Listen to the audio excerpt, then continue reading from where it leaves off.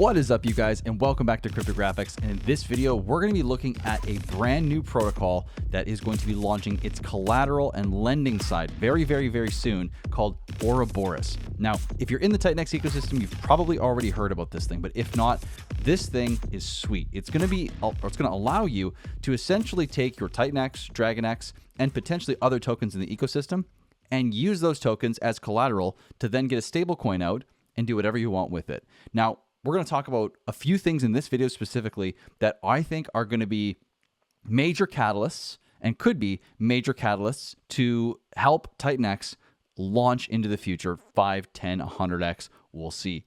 So let's talk about how Ouroboros launching can affect the price chart here. So right now, we're actually looking like TITANX is wanting to form some kind of bottom. Wanting to, okay? You know, we got the volume coming down.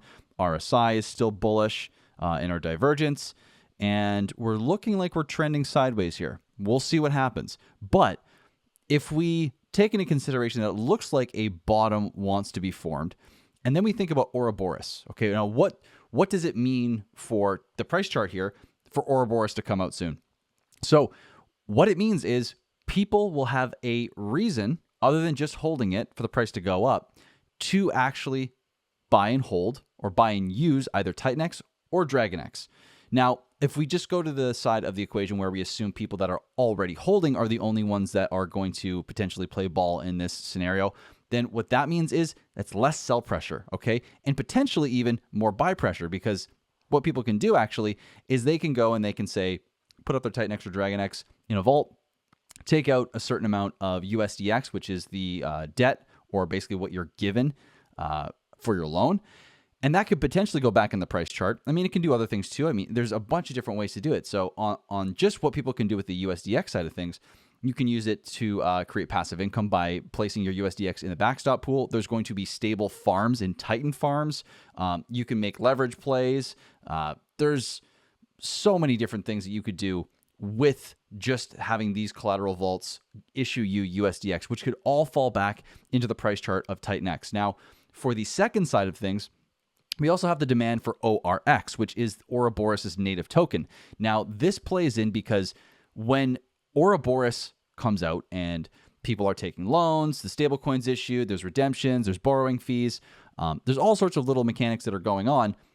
Ouroboros stakers can earn the fees that are being taken in from Ouroboros. So if there's tons of loans being taken, if there are tons of reloaning being taken, meaning let's say you put in 10 grand, you take out $2,000, which is the minimum, and then your TITANX in that vault doubles, you could take a bigger loan, right? And every time you take a loan, there's an additional borrowing fee. So part of those fees go to ORX stakers, right? Now the same is for redemptions. When people are redeeming to help the stability of USDX, which is the stablecoin, then those redemption fees also, part of them goes to ORX stakers. So there's a demand, or there will be a demand put into ORX for people to earn yield by just basically holding it. You're staking it. You're not going to lose anything at any point like you could in the backstop pool.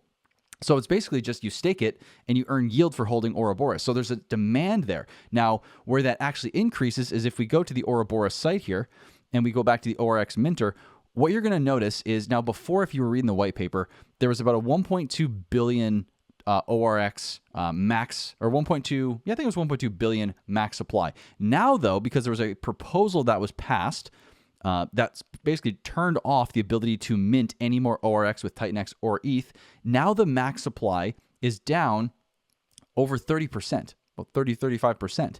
And so that means that instead of 1.2 billion being the max supply that the buy and burn has to deal with, which currently has about 4 trillion, and we're going to get to a little bit more of that soon, this means that the buy and burn can do a lot more damage with a lot less tokens in supply, meaning that when there's less supply and more demand, where's the price likely to go? Likely to go. And how does this funnel back to TITANX? So if we go back to TITANX, if there's outside money, let's say, whether it's people that are already in the ecosystem or people that are not in the ecosystem, people that want to participate in ORX because they want to get a little slice of the bank revenue, so to speak, they're going to have to go through TITANX in order to do so. So that means buy pressure on TITANX, which then helps ORX, right? And all of this funnels into the price chart.